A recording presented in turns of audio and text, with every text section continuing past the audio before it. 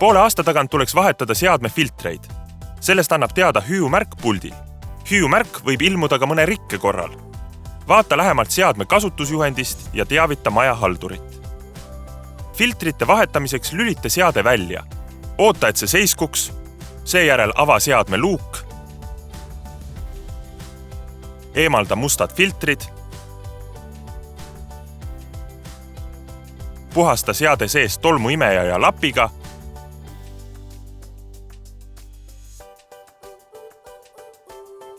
Paigalda puhtad filtrid. Filtreid paigaldades jälgi nooli filtri peal. Nool peab näitama õhuvooluga samasse suunda.